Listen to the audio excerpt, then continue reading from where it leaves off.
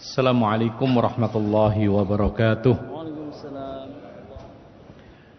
Innal hamdalillah nahmaduhu wa nasta'inuhu wa nastaghfiruh wa na'udzu billahi min syururi anfusina wa min sayyiati a'malina.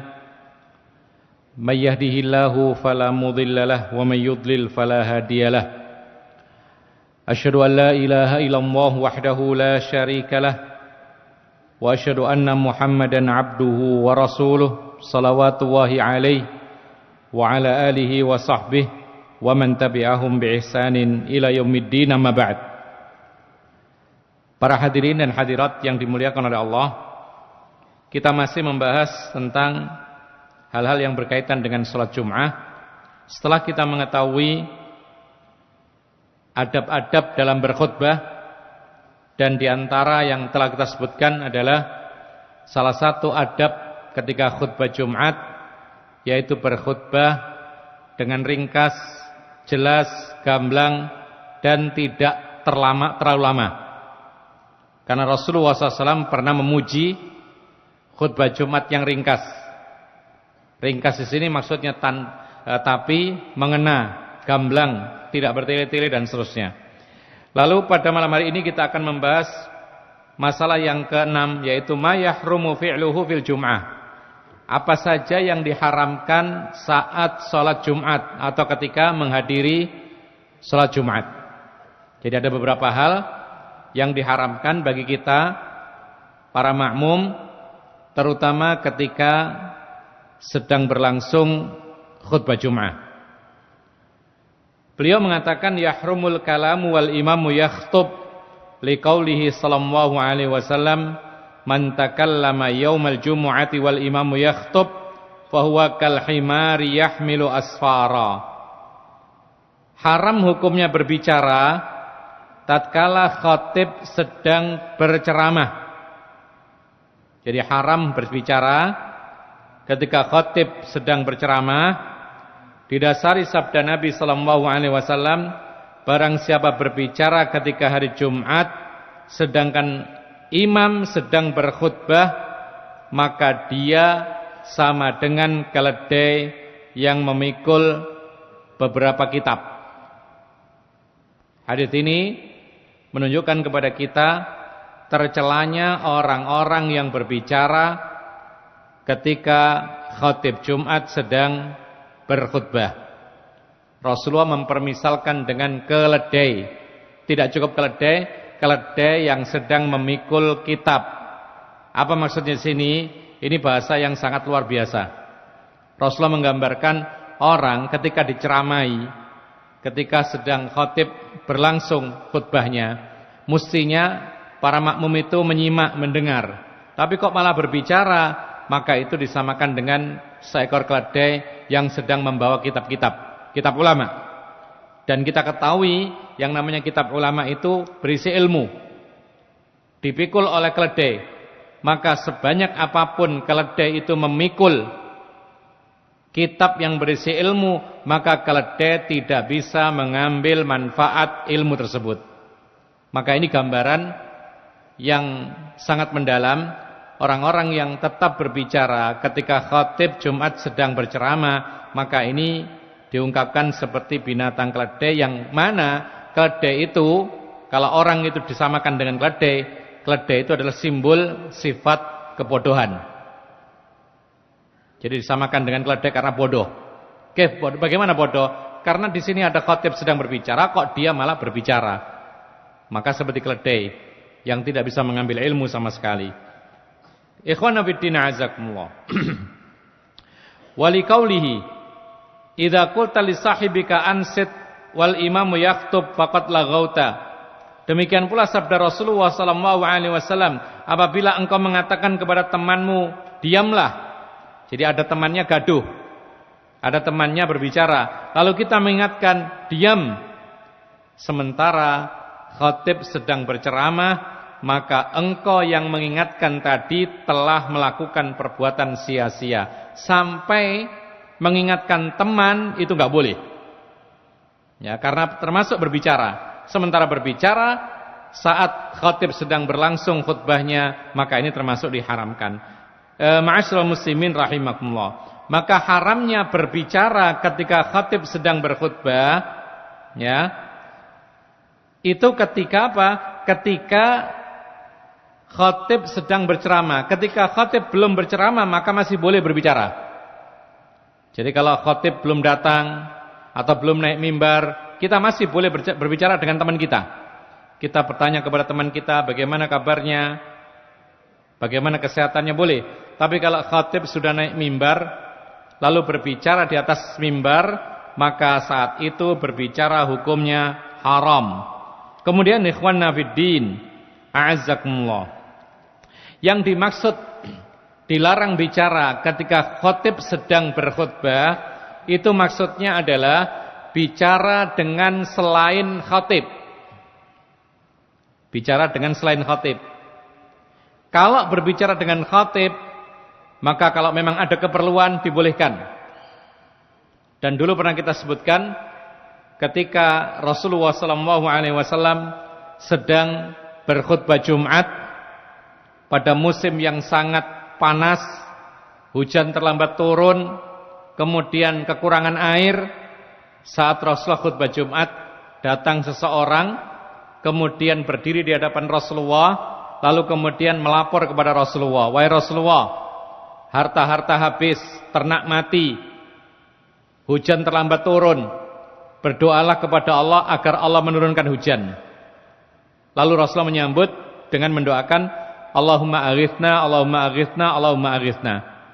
Rasulullah mendoakan, "Ya Allah, turunkan hujan, turunkan hujan, turunkan hujan." Seketika itu turun hujan. Diambil hikmah dari sini, sang makmum kalau bicaranya kepada khatib dan itu ada keperluan terutama mendesak, maka ini tidak terlarang. Seperti kejadian tersebut.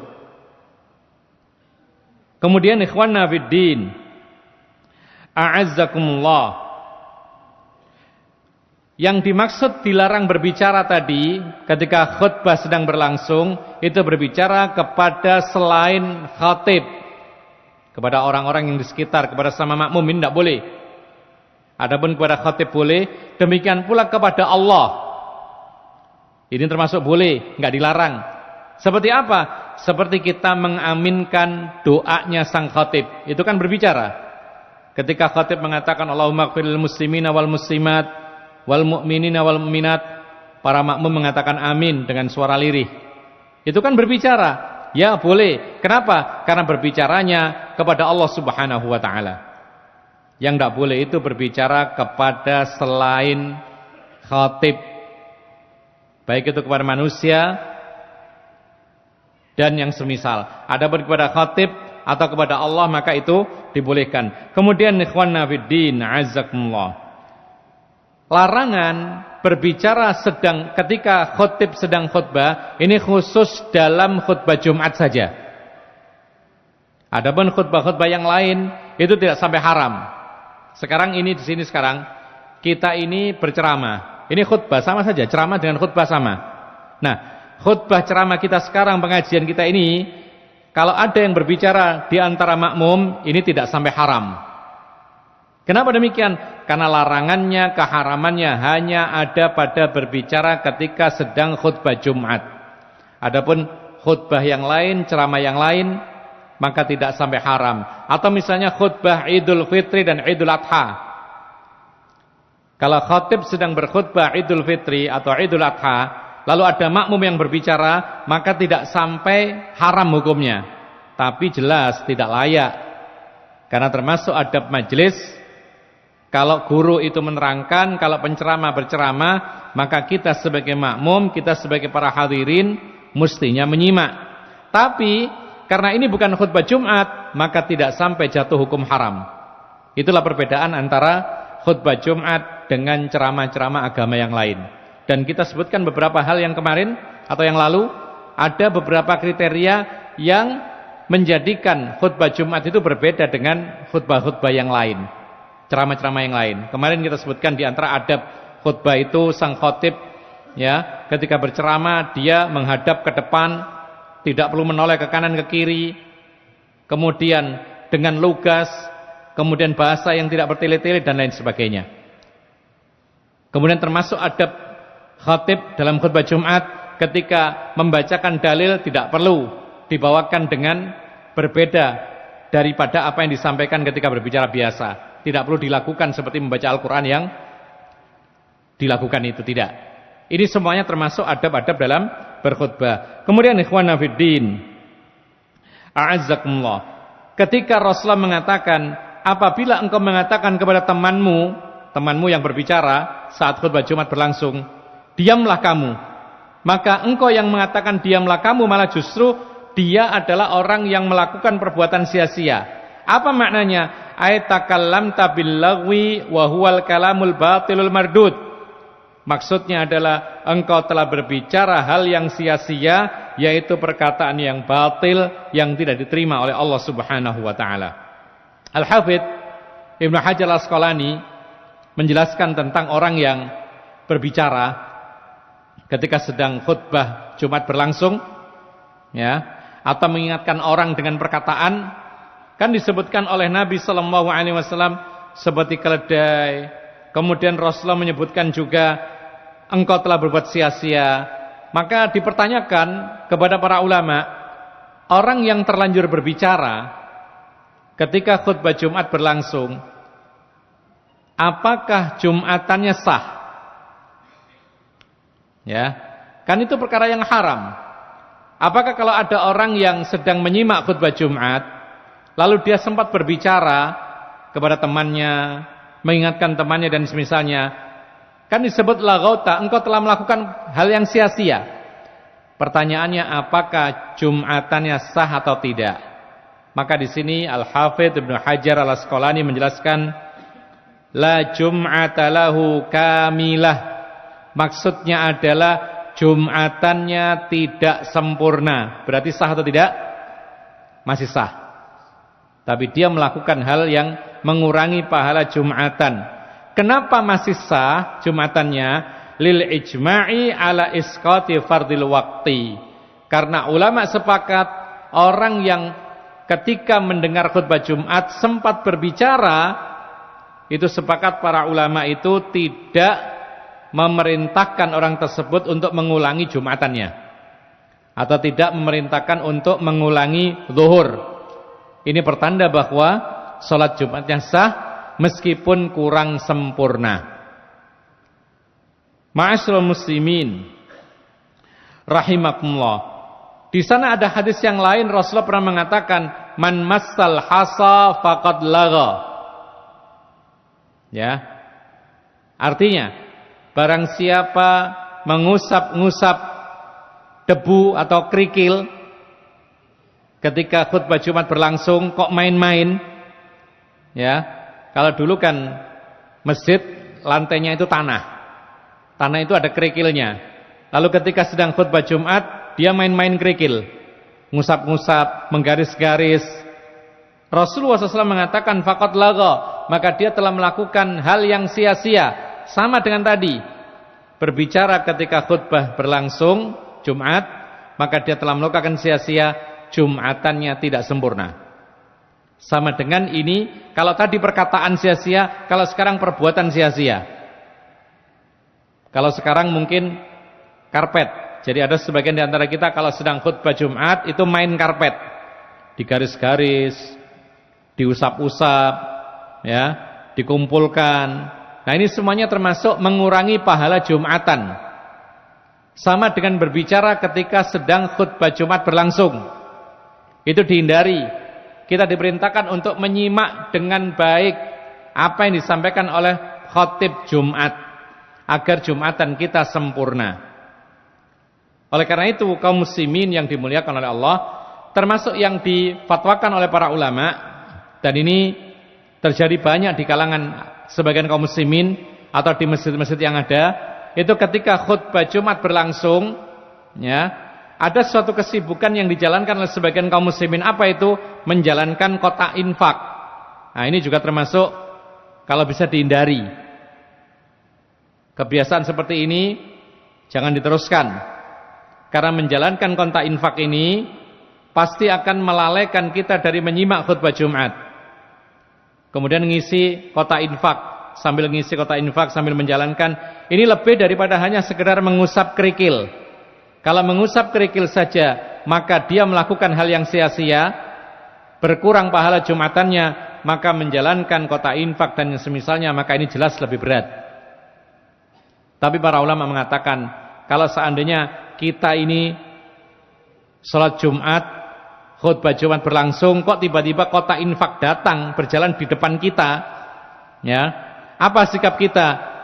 Kalau sikap kita diem lalu kemudian orang ribut, ya sudah kita jalankan, menghindari keributan yang ada, meminimalisir yaitu kegaduhan, karena orang taunya dijalankan, ya sudah kita jalankan begitu saja sambil kita berusaha untuk menyimak khutbah dengan baik. Tapi kalau bisa kebiasaan seperti ini dirubah, menjalankan kotak infak ketika khutbah Jumat berlangsung. Kotak infak dijalankan bisa setelah sholat atau bisa sebelum khotib datang. Yang penting jangan ketika khutbah Jumat sedang berlangsung, karena itu akan mengurangi pahala sholat Jumat kita. Kemudian kaum muslimin dan muslimat yang dimuliakan oleh Allah, yang berikutnya, wa yahrumu takhatti riqabin nasi athna'al khutbati liqaulihi sallallahu alaihi wasallam li rajulin ra'ahu yatakhattar riqaba ijlis faqad adaita. Di antara yang dilarang ketika sedang khutbah Jumat berlangsung, diharamkan melangkahi pundak-pundak manusia di saat khutbah berlangsung. Jadi kalau kita lewat masuk masjid lalu kemudian kita melangkahi pundak-pundak orang, itu haram hukumnya. Kenapa demikian? Karena sabda Nabi sallallahu alaihi wasallam kepada orang yang dilihat Nabi sedang melangkah-langkahi pundaknya orang, maka Rasulullah mengatakan, ijlis faqad adaita, duduklah kamu karena kamu sudah mengganggu orang. Jadi mengganggu itu tidak boleh, dengan cara apapun tidak boleh. Baik itu hal asalnya kebaikan atau memang keburukan, itu tidak boleh. Ya, jangankan mengganggu dengan hal-hal yang negatif, mengganggu dengan suara-suara yang terlalu keras, meskipun itu bacaan Quran, dilarang. Apalagi kalau sifatnya itu adalah hal-hal yang negatif. Ya. Nah, melangkahi pundaknya manusia ini termasuk mengganggu, dan itu diharamkan oleh Nabi sallallahu alaihi wasallam. Fa fihi adiyatul lil musallin. Kenapa dilarang? Karena itu akan mengganggu orang-orang yang sedang salat atau yang akan salat. Wa isghalun lahum an sama'il khutbah. Paling tidak sedikit banyak akan mengganggu orang menyimak khutbah. Ammal imamu fala ba'sa bi takhattihi ar-riqaba illam yumkinhul wusulu ila makanihi illa bidzalik. Adapun sang imam atau khatib, maka boleh-boleh saja melangkahi pundak untuk mencapai tempat khutbah kalau memang tidak ada jalan kecuali itu. Jadi misalnya makmumnya sudah banyak, penuh, lalu kemudian khatib datang waktu khutbah dimulai, tidak ada jalan untuk sampai ke tempat khutbah, ke mimbar, kecuali harus melewati orang-orang dan melangkahi pundak-pundak manusia, maka ini diizinkan karena nggak ada jalan lain. Cuman dengan sopan kalau bisa. Bila perlu permisi begitu, agar orang tidak merasa terganggu. Kemudian, ikhwana fiddin azakumullah. Wa yukrahu at-tafriqu baina itsnaini liqaulihi sallallahu alaihi wasallam man igtasala yaumal jumu'ati tsumma raha falam yufarriq baina itsnaini fa shalla ma kutiba lahu ghufira lahu bainahu ma bainahu wa bil jum'atil ukhra. Kemudian dimakruhkan, kalau sekarang makruh, memisahkan dua orang yang sedang duduk. Jadi kita datang, kemudian di shaf ada dua orang duduk, lalu kita ambil tengahnya, kita pinggirkan ke kanan satu, kita pinggirkan ke kiri satu, kita duduk di tengah. Ini termasuk makruh, bahkan sebagian mengatakan haram. Kenapa demikian? Karena Rasulullah SAW pernah mengatakan, barang siapa mandi untuk sholat Jumat lalu berangkat, kemudian tidak memisahkan dua orang yang sedang duduk,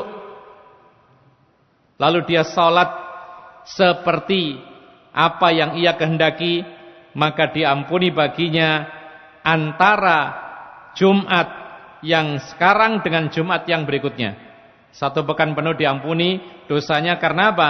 karena dia mandi Jumat. Ini urutannya ya, mandi Jumat, lalu datang sebelum khatib mulai naik mimbar, kemudian sholat tahiyatul masjid, ya, atau ditambah lagi sholat sunat mutlak, sampai datang khatib naik mimbar, dia menyimak dengan sebaik-baiknya, setelah itu diiqamati, dia ikut sholat dengan sempurna, maka dia mendapatkan ampunan dosa 1 pekan penuh antara Jumatan yang satu dengan Jumatan yang lainnya. Ikhwana fiddin, a'azzakumullah. Itulah beberapa hal yang dilarang ketika sholat Jumat.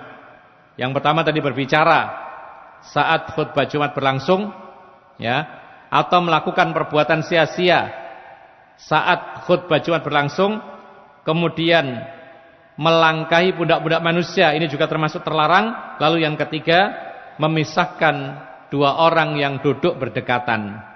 Kita biasanya kalau duduk berdekatan dengan teman, maka kita lebih senang karena kita kenal, kita mungkin tadinya bercengkrama, nanti setelah sholat Jumat kita akan ngobrol, tiba-tiba datang orang ketiga memisahkan kita, pasti kita akan merasa terganggu, kita merasa tidak nyaman. Maka dari itu Islam melarang hal tersebut. Kemudian bab berikutnya, al-mas'alatus sabi'atu bima tudrakul jum'ah. Bagaimana kita bisa mendapatkan sholat Jumat? Kapan orang itu dinilai sholat Jumat bersama imam? Ya, karena ada orang terlambat. Apakah orang terlambat itu dikategorikan dapat sholat Jumat dengan imam? Terlambatnya beda-beda. Ada yang terlambat 1 rakaat, ada yang terlambat khutbahnya saja, ada yang terlambat sampai habis. Ya. Maka di sini akan dijelaskan kapan seseorang itu dikatakan mendapatkan sholat Jumat berjamaah bersama sang imam. Dijawab di sini, tudrakul jum'atu biidraki raka'atin ma'al imam. Dikatakan mendapatkan sholat Jumat itu ketika mendapati 1 rakaat bersama imam. Fa'an Abi Hurairah marfu'an, didasari oleh hadis Abu Hurairah secara marfu', terangkat kepada Nabi, man adraka minal jumu'ati raka'atan faqad adrakas shalah. Kata Nabi SAW, barang siapa mendapati dari sholat Jumat itu 1 rakaat saja, maka dia telah mendapatkan sholat Jumat. Apa artinya di sini? Artinya kalau kita terlambat, misalnya nggak dapat khutbah Jumat, masih sah sebagai sholat Jumat. Lalu terlambat 1 rakaat, sudah nggak dapat khutbah, terlambat 1 rakaat, tapi dapat 1 rakaat, maka masih dikategorikan mendapatkan sholat Jumat. Artinya apa? Jumatannya sah, tidak perlu mengulang. Ini maksudnya. Nah, para ulama mengatakan bahwasanya mendapatkan 1 rakaat itu paling minimal adalah ketika bisa rukuk bersama-sama imam. Ya. Man adrakar ruku' faqad adrakar raka'ah. Kata Nabi SAW, barang siapa bisa mendapati rukuk, yakni bersama imam, maka dia mendapatkan rakaat itu. Dia mendapatkan rukhsah keringanan, Al-Fatihah lewat, enggak masalah. Ya. Suratnya lewat, dia enggak denger, enggak masalah. Yang penting dia sempat ikut rukuk bersama imam yang terakhir, maka dia mendapatkan 1 rakaat itu. Kalau sudah mendapatkan 1 rakaat, berarti sudah mendapatkan sholat Jumat tersebut. Konsekuensinya, apabila salah satu di antara kita masuk masjid untuk Jumatan, ternyata sang imam sudah tasyahud akhir, maka orang tersebut tidak dikatakan mendapatkan sholat Jumat. Kenapa? Karena tidak mendapatkan 1 rakaat bersama imam. Konsekuensinya apa? Konsekuensinya, kalau di tempat lain ada masjid yang lain yang belum mulai sholat Jumat, segera ke sana agar bisa sholat Jumat. Tapi kalau enggak ada, semuanya sudah tuntas selesai, maka dia harus mengulangi. Ngulangi apa? Sholat duhur, bukan sholat Jumat. Karena sholat Jumat tidak bisa diqadha. Ya. Karena rangkaian sholat Jumat itu ada khutbah Jumat dan lain sebagainya. Konsekuensinya juga, apabila di antara kita masuk masjid Jumatan, ternyata sang imam sudah mengatakan sami Allahu liman hamida, rakaat kedua. Pertanyaannya, apakah dia mendapatkan salat Jumat? Tidak, karena dia tidak mendapati rukuknya imam yang terakhir. Batasan bisa mendapatkan Jumatan itu mendapati rukuk, karena satu rukuk dia dianggap mendapatkan satu rakaat. Lah sekarang sudah rukuk terakhir tidak dapat, tahu-tahu sudah i'tidal. Maka dia harus mencari masjid yang belum Jumatan, atau kalau tidak ada maka dia harus sholat zuhur. Itu konsekuensinya. Jadi nggak ada mengqadha sholat Jumat sendirian 2 rakaat, itu nggak ada. Ya, ini keliru. Karena sebagian ada yang terlambat sampai salam lalu kemudian langsung sholat sendiri 2 rakaat. Sholat apa ini 2 rakaat? Iya, nggak ada. Karena apa? Karena sholat Jumat itu kalau kelewatan itu tidak ada qadhanya. Yang dilakukan kembali kepada hukum asal. Karena ini waktu zuhur, Jumatannya lewat, berarti sholatnya sholat zuhur. Oleh karena itu Umar Ibn Khattab mengatakan, man adrakal imama raqi'an faraka'a qabla an yarfa'al imamu ra'sah faqad adrakatil karraka'ah.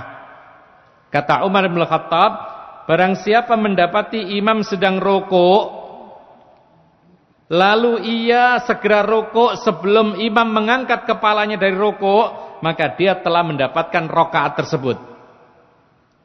Patokannya kita bisa rukuk bersama imam. Kalau kita mau rukuk ternyata imam sudah mengangkat kepala, nggak dapat. Ya. Masalahnya kalau rakaat kedua berarti nggak dapat Jumatan. Kalau rakaat pertama berarti nggak dapat rakaat pertama, masih dapat rakaat kedua. Tinggal nambah satu rakaat. Kaum muslimin dan muslimat yang dimuliakan oleh Allah. Masalah yang berikutnya at-tamina fi nafilatil jum'ah. Sunnah-sunnah salat Jumat. Ini akan ada pernyataan tentang apakah ada qabliyah Jumat dan ba'diyah Jumat. Perhatikan perkataan penulis kitab ini, Fiqh Muyassar. Laisa li salatil jumu'ati sunnatun qablaha. Salat Jumat tidak ada qabliyah Jumatnya. Enggak ada. Taib, ini masalah khilafiyah. Dan pendapat yang benar atau yang lebih kuat, Jumatan itu tidak ada qabliyahnya. Ini yang benar. Kenapa? Ada beberapa alasan. Pertama, Nabi SAW ketika menyebutkan detailnya rawatib, baik itu qabliyah maupun ba'diyah, Rasulullah tidak pernah menyebutkan qabliyah Jumat. Ini satu. Enggak ada satupun riwayat menyebutkan qabliyah Jumat, itu enggak ada. Lalu yang kedua, tidak ada satupun riwayat yang menjelaskan bahwa Nabi SAW atau para sahabatnya apabila sudah dikumandangkan azan Jumatan lalu kemudian mereka bangkit untuk sholat qabliyah Jumat. Tidak ada satupun riwayat demikian. Ya. Yang ketiga, ketika azan dikumandangkan pada waktu sholat Jumat, setelah azan itu khatib berdiri berceramah, dan itu bukan waktunya sholat qabliyah Jumat. Dengan 3 alasan ini menguatkan bahwa tidak ada yang namanya qabliyah Jumat. Kemudian ikhwana fiddin azakumullah, adapun yang ada sholat-sholat sebelum Jumatan itu namanya sholat sunat mutlaqah. Sunat secara mutlak, di antara fungsinya adalah mengisi waktu untuk menunggu imam atau khatib. Berapa rakaat? Tanpa batasan, 2 salam, 2 salam, 2 salam, sampai datang Rasulullah SAW, lalu kemudian berhenti sahabat Nabi itu. Ini ada, tapi ini bukan rawatib, dan itu tidak harus dikerjakan. Kemudian, walakin man shalla qablaha nafilatan mutlaqa qabla dukhuli waqtiha fala ba'sa bihi. Tetapi jikalau orang itu sholat sebelum Jumatan dengan sholat sunat mutlaqah sebelum masuk waktu Jumatan, maka ini jelas boleh-boleh saja. Kenapa? Litarghibin Nabi sallallahu alaihi wasallam fi dzalik. Rasulullah pernah menganjurkan hal tersebut, kama fi hadits Salman al-madhi qabla qalil, seperti yang disebutkan dalam hadis Salman yang telah lalu, Baru saja Rasulullah mengatakan, "Man igtasala yaumal jumu'ah tsumma raha falam yufarriq baina itsnaini fa sallama kutiba lahu ghafara lahu ma bainal jum'ati ilal jum'atil ukhra." Kata Rasulullah SAW, barang siapa mandi Jumat kemudian berangkat sebelum datangnya khatib, tidak memisahkan antara dua orang yang duduk, lalu dia sholat sebagaimana dia kendaki, maka dia diampuni antara satu Jumat dan Jumat berikutnya. Wali fi'lis sahabati radhiyallahu anhum, dan itu dilakukan oleh para sahabat Nabi. Wali afdaliyati salatin nafilah, dan karena salat sunnah itu adalah mulia. Jadi ini menunjukkan kepada kita qobliyah Jumat itu enggak ada. Yang ada adalah salat sunat mutlak. Di antara fungsinya menunggu imam atau khatib datang. Ketika khatib datang naik mimbar, berhenti. Ya. Wala yungkaru alaihi idza tarak, dan orang yang meninggalkan qobliyah Jumat tidak boleh kemudian diingkari karena memang tidak ada keterangan. Yang ada adalah salat sunat mutlak. Li'anna sunnat ar-ratibata takunu ba'dal jum'ati bi raka'ataini aw arba'i raka'atin aw sitti raka'at. Yang ada itu adalah ba'diyah Jumat. Ini ada. Jadi qobliyah Jumat enggak ada, ba'diyah Jumat ada. Ya, sama dengan qobliyah Maghrib itu enggak ada, tapi bagi yang mau silahkan ba'diyah Maghrib ada. Qobliyah Isya itu enggak ada, rawatibnya, ba'diyah Isya ada. Nah, demikian juga Jumatan. Qobliyah Jumat tidak ada, ba'diyah Jumat ada. Bahkan ada beberapa riwayat beliau mengatakan ba'diyah Jumat itu bisa dilakukan 2 rakaat, bisa dilakukan 4 rakaat, bahkan bisa juga dilakukan 6 rakaat, yaitu 2 salam 2 salam. Karena riwayatnya semuanya sahih. Ya. Jadi kalau kita selama ini ba'diyah Jumat 2 rakaat, ternyata ada versi yang lain 4 rakaat. Bahkan ada versi yang lain 6 rakaat ba'diyah Jumatan. Nah, kemudian apa dasarnya? Li fi'lihi sallallahu alaihi wasallam wa amrihi faqad kana yusalli ba'dal jum'ati raka'atain. Hal itu karena itulah yang dilakukan oleh Nabi dan Rasulullah memerintahkannya, dan sahabat Nabi mengatakan Rasulullah dahulu melakukan salat ba'dal jum'ah yaitu 2 rakaat. Ini jelas yang 2 rakaat. Bagaimana 4 rakaat? Yang 4 rakaat waqala sallallahu alaihi wasallam, Rasulullah pernah bersabda, "Idza shalla ahadukumul jum'ata falyusalli ba'daha 4 rakaat." Apabila di antara kalian telah salat Jumat, maka hendaklah melakukan salat setelah Jumatan itu 4 rakaat. Ini tidak kontradiksi seperti ini, ikhwan. Ya. Ada yang menganggap ini adalah kontradiksi berarti gugur semua. Tidak. Ini saling melengkapi. Versi yang satu 2 rakaat, versi yang lain 4 rakaat. Silakan dipilih. Bahkan wa fi riwayatin man kana minkum musalliyan ba'dal jum'ati falyusalli arba'an. Kata Rasulullah, barang siapa salat Jumat, maka setelah Jumatan hendaklah dia salat 4 rakaat. Jadi lengkap di sini, ya.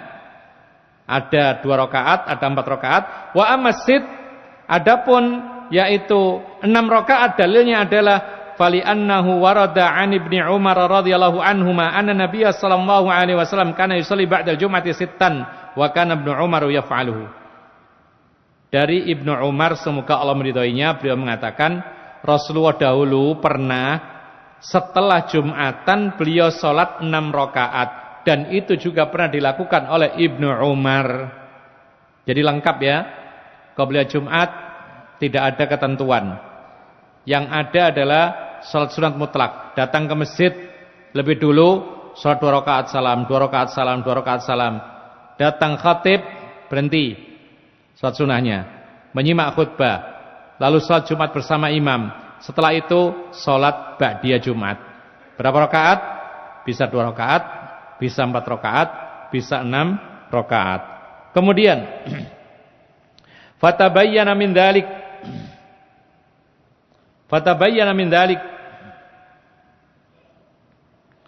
anna aqalla ratibata ba'dal jumu'ati raka'atani wa aktsaru hasid. Maka jelaslah sudah bahwa yang paling minimal ba'diyah Jumat itu 2 rakaat. Ada pula 4 rakaat, dan yang paling maksimal adalah 4 rakaat. Wa yara Syekhul Islam Ibnu Taimiyah rahimahullah anna ratibata in shallaita fil masjid shallaita arba'an wa in shallaita fil baiti shallaita raka'atain fatakunu sholatuhuma ala ahwalin mutanawwi'ah. Ada pandangan yang agak berbeda yang disebutkan oleh Syekhul Islam Ibnu Taimiyah bahwa rawatib ba'diyah Jumat apabila engkau lakukan di masjid maka 4 rakaat. Tapi kalau dilakukan di rumah silakan 2 rakaat saja. Maka ini merupakan beberapa kondisi yang berbeda-beda. Jadi Ibnu Taimiyah rahimahullah menyatakan kalau ingin sholat sunnahnya di rumah maka cukup 2 rakaat. Tapi kalau sholat ba'diyah Jumat itu di masjid maka 4 rakaat. Tapi ini sekedar ijtihad. Dan yang paling benar adalah boleh memilih karena semuanya sahih dari Nabi SAW. Kalau kita mungkin sedang pengen banyak sholat, ya silakan sholat 2 ba'diyah Jumat. Tapi kalau kita mungkin sedang sibuk, tergesa-gesa dan semisal 2 rakaat sudah cukup dikatakan ba'diyah Jumat. Kaum muslimin dan muslimat yang dimuliakan oleh Allah. Ada catatan yang penting yang disampaikan oleh para ulama, yaitu ada larangan dari Nabi SAW setelah sholat Jumat langsung berdiri sholat sunnah. Ini ada larangannya.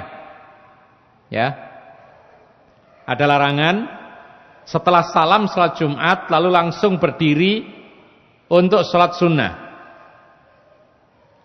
Rasulullah SAW dikatakan oleh Muawiyah tentang masalah ini, ya, beliau mengatakan inna Rasulullah SAW amarana bidzalik alla tu salatun bi salatin hatta tatakallama au takhruja, rawahu Muslim. Kata Muawiyah ini ibnu Abi Sufyan, ya, putranya Abu Sufyan yang kemudian hari itu menjadi pemimpin kaum muslimin, yang kemudian ada permasalahan dengan Ali bin Abi Thalib. Kita enggak cerita masalah ini, tapi yang jelas ini adalah sahabat Nabi. Itu mengatakan Rasulullah pernah memerintahkan hal tersebut. Apa itu?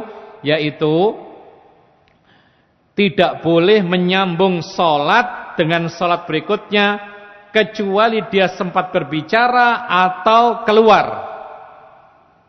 Ya, nanti akan ada penjelasan apa artinya berbicara, apa artinya keluar. Nah, para ulama mengatakan bahwasanya kita ini dilarang untuk menyambung langsung antara sholat fardu dengan sholat sunnah. Jadi habis sholat Jumat langsung naik sholat sunnah, atau habis sholat zuhur langsung naik sholat sunnah. Tidak boleh, ada larangannya.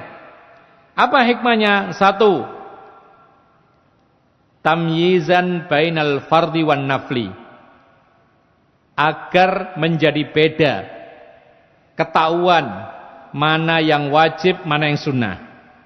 Jadi jangan disambung. Jadi ketika kita sholat fardu, setelah salam berhenti sejenak, dipisah antara sholat fardu dengan sunnah. Kecuali kalau kita menjamak sholat boleh, karena bukan menyambung wajib dengan sunnah, tapi wajib dengan wajib. Kalau sholat menjamak tidak perlu dipisah. Kalau misalnya kita sholat maghrib, kita musafir bersama imam sholat maghrib, setelah maghrib selesai langsung kita naik sholat isya 2 rakaat boleh kalau kita musafir. Karena yang dilarang adalah menyambung langsung antara sholat wajib dengan sunnah. Adapun menyambung langsung antara wajib dengan wajib ketika dijamak itu jelas boleh. Jadi hikmahnya kenapa dilarang menyambung sholat yang pertama dengan yang kedua, untuk supaya dibedakan mana yang wajib, mana yang sunnah. Yang kedua hikmahnya, taktsira mawadhi'is sujudi hatta tashhada lahu yaumal qiyamah. Jadi kalau kita sholat di sini, ya, kalau bisa sholat sunnahnya geser. Maka hikmahnya adalah memperbanyak tempat-tempat yang dipakai untuk sujud, agar tempat-tempat itu nanti menjadi saksi kita beribadah di hari kiamat. Karena nanti hari kiamat itu yang menjadi saksi bukan hanya manusia. Tapi apapun tempat manapun yang kita pakai ibadah, mereka datang menjadi saksi. Bahkan tangan kita berbicara menjadi saksi. Kulit kita menjadi saksi berbicara.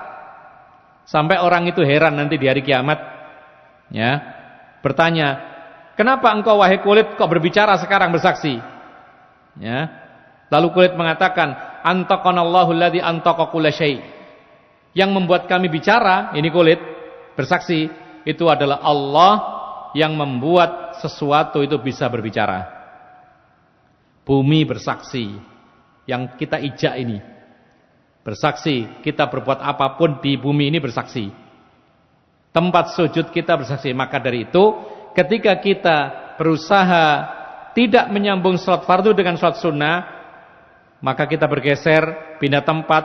Ini adalah agar supaya tempat-tempat sujud menjadi lebih banyak dan saksi kita nanti pada hari kiamat menjadi banyak. Kemudian, lalu dengan apakah dipisah salat fardu dengan salat sunnah itu? Tadi sudah dikatakan oleh Muawiyah, imma bil kalam wa imma bil khuruj. Yang pertama dengan kalam, berbicara. Yang kedua dengan keluar. Nanti akan kita bahas keluar itu apa. Jadi terhasilkan, dipisahkan salat fardu dengan salat sunnah itu dengan berbicara. Apa maksudnya berbicara? Banyak versi. Termasuk bicara adalah kita berzikir. Kita selesaikan zikir. Setelah zikir selesai, kita sholat. Para ulama mengatakan, orang yang sholat fardu di tempat A, lalu dia berzikir sampai tuntas, lalu berdiri di tempat itu juga sendiri, sudah cukup dikatakan memisahkan sholat fardu dengan sunnah. Apa pemisahnya? Zikir. Karena zikir itu juga berbicara. Boleh dan tidak masalah.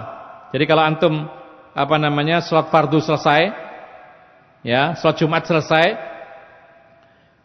zikir antum selesaikan, lalu kemudian antum mau sholat sunnah di tempat itu juga tidak masalah karena sudah dipisah. Dengan apa?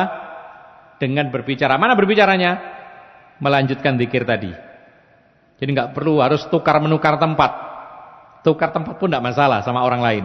Tapi kalau orang lain nggak ada yang tukar, ya tidak masalah karena sudah dipisah sholat fardu dengan sholat sunnah dengan berbicara, yaitu zikir. Atau berbicara betulan, dengan temannya berbicara, dengan orang lain berbicara, baru kemudian sholat sunnah. Ini memisahkan sholat wajib dengan sholat sunnah dengan berbicara. Yang kedua, bil khuruj,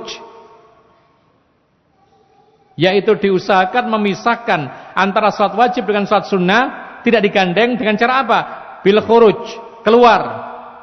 Para ulama mengatakan keluar yang paling sempurna ya pulang. Sholat sunnah di rumah, itu yang paling sempurna. Karena apa? Karena Rasulullah SAW pernah mengatakan, afdhalus sholatil mar'i fi baitihi ilal maktubah. Sholat yang paling baik bagi seseorang adalah di rumahnya, kecuali sholat fardu. Jadi kalau ada di antara kita sholat fardu di masjid, zikir selesai, pulang, sholat sunnah di rumah, ini memisahkan antara sholat fardu dengan sholat sunnah dengan pemisah yang paling sempurna. Tapi kalau tidak pun, maka bisa dengan apa? Dengan berpindah tempat selangkah, dua langkah, ini juga sudah cukup dikatakan keluar. Keluar gak harus dari masjid, keluar dari tempat dia berdiri sholat, geser selangkah, dua langkah, ke kanan, ke kiri, ke belakang, atau yang semisal, ini sudah dikatakan keluar. Keluar dari mana? Keluar dari tempat dia sholat tadi, meskipun gak keluar dari masjid. Tetapi kita katakan yang lebih utama adalah keluar dari masjid, pulang ke rumah, lalu sholat sunnah di rumah, ini paling afdol. Tapi boleh-boleh saja sholat sunnah di masjid, karena Rasulullah juga pernah sholat sunnah di masjid. Nah, kenapa dikatakan sholat sunnah di rumah itu afdol? Para ulama mengatakan sholat sunnah yang dilakukan di rumah itu memiliki manfaat yang sangat besar. Ya, Rasulullah SAW pernah mengatakan, la taj'alu buyutakum kuburan. Jangan engkau jadikan rumahmu seperti kuburan. Yang mana kuburan itu bukan tempat sholat. Maka jadikan rumahmu sebagian tempat sholat. Ini pertama faedahnya, yaitu melaksanakan perintah Nabi untuk menjadikan rumah sebagai tempat sholat juga selain masjid, tapi sholat sunnah. Itulah faedah yang pertama. Sholat sunnah di rumah berarti melaksanakan perintah Nabi SAW. Kemudian faedah yang kedua, kalau kita lakukan sholat sunnah di rumah, maka itu akan menerangi rumah kita. Kalau kita sholat di rumah, sholat yang namanya sholat pasti membaca Al-Quran. Dan rumah yang dibacakan Al-Quran dalam beberapa hadis akan terasa luas. Masuk ke dalamnya malaikat-malaikat yang membawa rahmatnya Allah. Datang banyak kebaikan di sana, setan kabur dari rumah. Itu fungsinya. Rumah yang dibacakan Al-Quran, setan kabur dari rumah itu. Kebaikan datang banyak. Terasa lega rumah ini. Itu manfaat salat sunnah di rumah. Kemudian di antara faedahnya adalah kalau kita salat di rumah, maka itu lebih terjaga kekhusyuan dan keikhlasan. Kemudian yang berikutnya disebutkan oleh para ulama, kalau kita sholat sunnah di rumah, secara tidak langsung kita membiasakan anggota keluarga untuk sholat. Anak-anak kita yang masih kecil, 2 tahun, 3 tahun, ketika melihat orang tuanya sholat di rumah, sholat sunnah, maka biasanya ikut-ikutan. Langsung ikut takbir. Meskipun keliru-keliru, tangan yang di atas adalah tangan kiri, tidak masalah. Ketika sujud delosor gitu, tidak masalah. Biarin ikut-ikutan. Nanti ketika umur tamyiz, sekitar 6-7 tahun, mulai ditekankan sholat. Umur 10 tahun, dikuatkan lagi perintah sholat. Ketika dia balik, sudah terbiasa melakukan sholat. Itu yang diajarkan oleh Nabi SAW. Demikian pula seorang laki-laki yang menjadikan rumahnya tempat untuk sholat sunnah, itu secara tidak langsung mengingatkan istrinya. Ya, kadang-kadang istrinya itu nggak melihat suaminya kok di masjid terus, ya sudah akhirnya tidurnya bablas. Tapi ketika mendengar suaminya datang lalu sholat sunnah di rumah, terpanggil istrinya untuk ikut sholat atau segera sholat tepat pada waktunya. Kaum muslimin dan muslimat yang dimuliakan oleh Allah Subhanahu wa taala. Yang terakhir, al-mas'alatut tasi'ah, masalah yang ke-9, kaifiyatus shalatil jum'ah. Tata cara salat Jumat. Ini sudah kita ketahui bersama, tapi kita ulas secara ringkas saja. Beliau mengatakan, shalatul jum'ati rakaatani yajharu fihi ma bil qiraah. Salat Jumat itu 2 rakaat dengan bacaan jahar. Ya. Biasanya kan salat yang jahar itu kan malam, maghrib, isya, yang masih gelap-gelap, subuh, zuhur, asar, lirih. Tapi untuk salat Jumat, meskipun di siang hari, maka dilakukan dengan jahar, bacaannya jahar. Li'annahu sallallahu alaihi wasallam kana yaf'alu dzalik wa fa'ala wa fi'luhu sallallahu alaihi wasallam min sunnatihi. Hal itu dikarenakan karena itulah yang dilakukan Nabi sallallahu alaihi wasallam dan perbuatan Nabi adalah termasuk sunnahnya.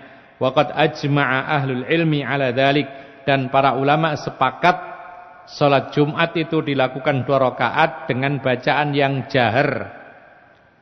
Ya, bacaan jahar, bukan bacaan lirih. Wa yusannu an yaqra'a fi raka'atil ula bi suratil jumu'ati ba'dal Fatihah. Disunahkan rakaat pertama yang dibaca adalah surat Al-Jumu'ah setelah surat Al-Fatihah. Ya, Al-Jumu'ah. 1 halaman lebih dikit. Ya, mungkin jarang kita dengar tapi ini sunnah. Wa fi tsaniyati bi suratil munafiqun. Sedangkan rakaat yang kedua disunahkan untuk dibaca surat Al-Munafiqun setelah Al-Fatihah. Jadi ini kebiasaan Rasulullah ketika Jumatan, ya, Rasulullah khutbah sekaligus menjadi imam. Ya. Jadi 1 orang saja. Khatib dan imam salat Jumat itu satu orang, Rasulullah. Demikian pula khulafaur rasyidin setelahnya. Yang jadi khatib, yang jadi imam juga. Yang dibaca disunahkan rakaat pertama Al-Fatihah plus Al-Jumu'ah, rakaat kedua Al-Fatihah plus apa tadi? Al-Munafiqun. Au yaqra'u fil ula bi suratil a'la wa bi tsaniyati bi suratil ghasyiyah li fi'lihi sallallahu alaihi wasallam. Atau kalau enggak mau surat yang tadi Al-Jumu'ah dan Al-Munafiqun mungkin terlalu panjang, ya, maka disunahkan pula surat yang lain, rakaat pertama Al-Fatihah dan surat Al-A'la. Surat Al-A'la itu apa? Diawali apa? Sabbihisma rabbikal a'la. Dan rakaat yang kedua surat Al-Fatihah plus surat Al-Ghasyiyah. Hal ataka haditsul ghasyiyah. Ya. Li fi'lihi sallallahu alaihi wasallam, karena itulah biasa perbuatan Nabi sallallahu alaihi wasallam. Nah, ini adalah surat-surat yang disunahkan untuk dibaca ketika menjadi imam salat Jumat. Pertanyaannya sekarang, boleh enggak membaca yang lain? Jawabannya tentu saja boleh. Ya, boleh. Bagaimana panjang pendeknya? Ya sekitar ini. Ya mungkin sekitar membaca panjangnya itu tidak kurang dari 2 halaman atau kurang sedikit, maka inilah yang dianjurkan. Boleh enggak membaca potongan ayat dari surat yang panjang sekali? Jawabannya boleh. Misal baca Al-Baqarah tapi 2 ayat yang panjang.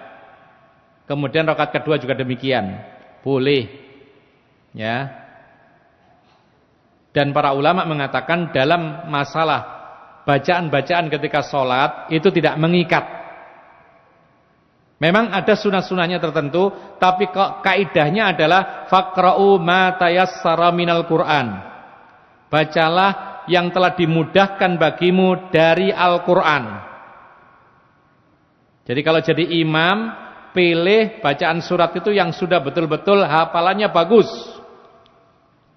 Jangan yang salah-salah. Jangan yang masih baru dihafal, masih hangat, kemudian ketika dibaca salah. Ya. Jadi ketika menjadi imam itu sholatnya bukan hanya untuk dirinya saja, tapi dinikmati oleh orang lain. Sehingga usahakan bacaannya betul-betul istimewa. Karena kalau bacaannya itu enggak bagus, apalagi salah-salah, pasti akan mengganggu makmum.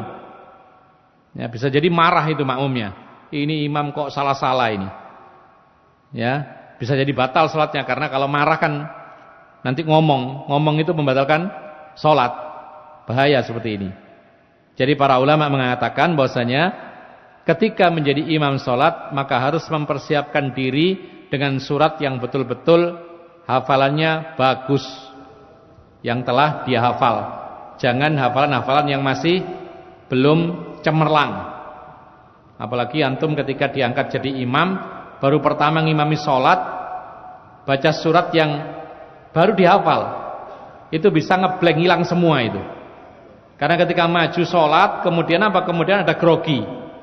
Ya, sudah grogi awal kali menjadi imam, hilang semua hafalannya. Padahal suratnya itu mudah, bisa. Bahkan pernah suatu ketika ada seorang ustadz ya, ngisi pengajian. Dan dia ini baru saja pulang dari suatu studinya, kemudian mengisi pengajian sampai isya pengajian itu, dari maghrib sampai isya. Ketika giliran isya ditutup pengajiannya, kemudian diiqamati salat isya, maka para hadirin menunjuk sang ustadz menjadi imam. Menolak sang imam ini, enggak mau, tapi kemudian dipaksa oleh masyarakat yang hadir saat itu. Akhirnya mau tidak mau dia jadi imam. Dan subhanallah, yang dibaca surat Al-Fatihah plus Al-Kafirun, ya. Dan Al-Kafirunnya keliru-keliru, enggak selesai-selesai. Ya. Jadi enggak habis-habis gitu, muter terus. Kemudian rakaat kedua Al-Fatihah dan An-Nas pun salah. Pernah terjadi seperti ini. Nah, ini menunjukkan kepada kita bahwa ketika kita menjadi imam, usahakan yang dibaca adalah bacaan-bacaan yang paling kita hafal dengan bagus. Karena kita sholat ini untuk manusia, bukan hanya untuk diri kita masing-masing. Ikhwana fiddin azakumullah, itulah yang bisa kita sampaikan. Kesimpulan yang kita bisa tarik pada malam hari ini, yaitu ada beberapa hal yang dilarang ketika khatib Jumat sedang melantunkan khutbahnya. Di antaranya adalah berbicara saat khatib sedang berkhutbah. Kemudian dilarang pula melangkahi pundaknya orang-orang yang sedang duduk ketika kita datang. Kemudian juga dilarang kita memisahkan dua orang yang duduk berdampingan lalu kita duduk di antara keduanya.